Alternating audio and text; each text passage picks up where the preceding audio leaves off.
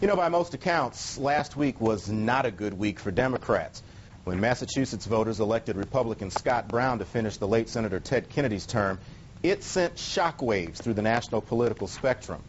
On the campaign trail, Brown touted himself as the GOP's 41st vote in the upper chamber, the critical vote that could block Democrats from muscling through President Obama's agenda. And that includes comprehensive health care reform, something Senator Kennedy spent more than 40 years fighting for.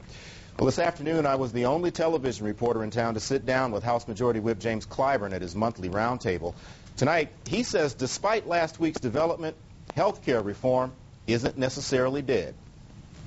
The debate over health care reform has been raging almost from the moment President Obama took office more than a year ago. America is sharply divided on the issue. When our bill left the House, the American people approved of health care reform by over 60%. The plan includes a public option, and a New York Times poll taken in late June indicated more than 70% of Americans supported that.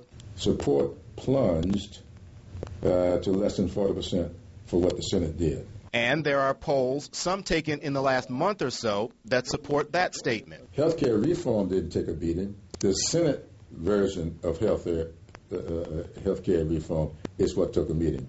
But there are also many surveys which show significant public doubt.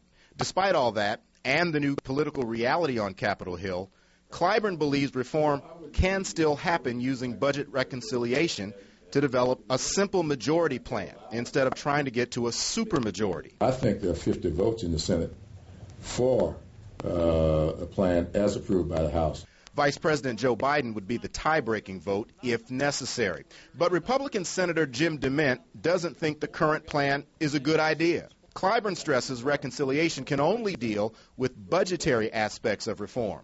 He says insurance reforms could be handled through a series of individual bills. I would like to see what congressman will stand up and vote to say to a woman with breast cancer, we're going to support the insurance companies removing you from coverage going forward. I would love to see that. Congressman Clyburn also says coverage caps and insurance company antitrust exemptions should be outlawed, among other things. We'll have to see how lawmakers handle health care and other reforms the White House wants moving forward now. Clyburn also discussed other issues with me today, including the midterm elections, last week's Supreme Court decision on corporate campaign spending, and Haiti earthquake relief. You can read the highlights on our website. It's coverage you can click on at MidlandsConnect.com.